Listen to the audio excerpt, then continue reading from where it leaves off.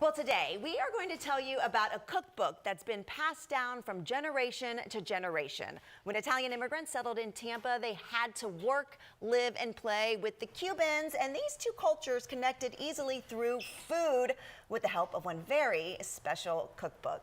So joining us in our Kitchen Saver kitchen are Melissa Sink and Ansley Blackwell to tell us more about this book. So how y'all doing? How are we doing? Well. How are you? I'm amazing. I'm so excited to talk with you because this is very special to all of us who have grown up in Tampa. So tell me a little bit about your grandmother and her cookbook. Absolutely. So it's Clarita's Cocina, and it was written by Clarita Garcia, and she had a restaurant in Ybor City and Las Novedades, and it was published in 1970.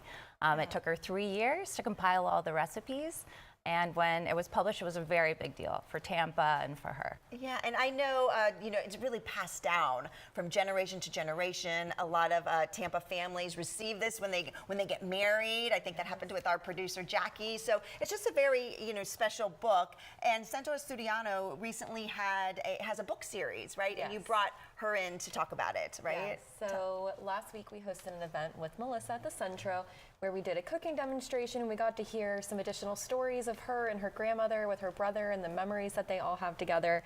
So it was a great event. This was a event that I was really looking forward to because this cookbook was actually, like you said, a cookbook that was passed down to me when I got married, and when I purchased my house, it was the first thing. I was like, Mom, I need a copy of Clarita's Cocina for myself, and it's one of those things that I grew up with, so we were really honored to have Melissa there. Yeah, that's amazing. And you brought a dish for us today, and tell me about the dish and why it's special. Why did you want to bring this specific one today?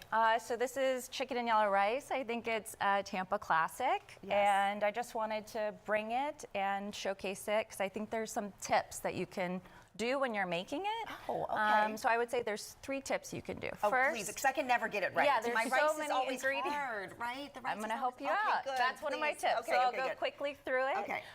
The first is measure out all your ingredients first. Okay. You'll need 3 bowls, mise en place. You'll have liquid ingredients, dry ingredients, and then you're chopped. Okay. And if you do that first, everything will fall into line. Nice. To get your rice right, you need to really bring it to a boil on the stove before you put it into the oven.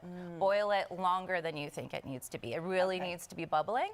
And then the third tip for my grandmother's recipe is I would use the beer. She has wine and beer, and I really prefer the beer. Interesting. Wow.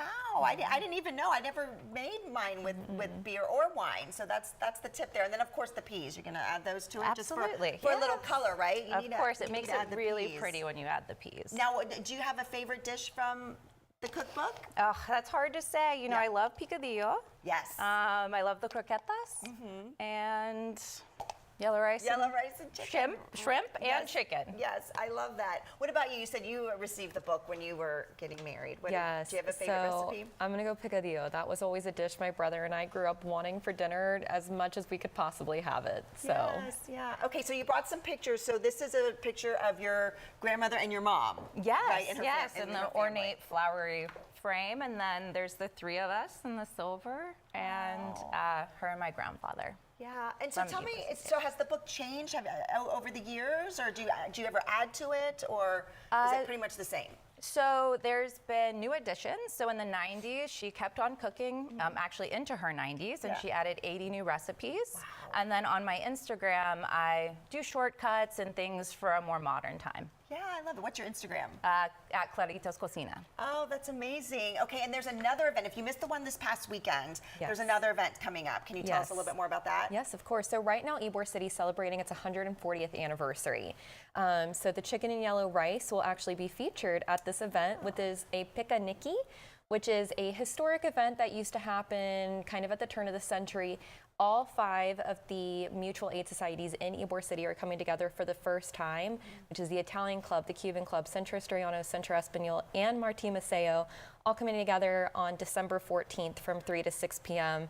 for an afternoon of community. All of the clubs are going to have food available from kind of each of the cultures, music, performances, little discussion. So it's going to be a really great afternoon. That sounds amazing because that's what Ybor City is. It's kind of a blending of all those cultures that came at that time. And we can get tickets to this event? So you can go on Eventbrite, but if you visit the Centro Estudiano Tampa website, so centroestudianotampa.org, you can purchase tickets there. Okay, and we also have this website here, ebor1886.com. Yes. So Ybor 1886 is celebrating. It is a page that has all of the events that are happening for the 140th anniversary of Ybor City. Amazing. Well, thank you so much. Thanks for coming on and sharing this with us. Really appreciate it.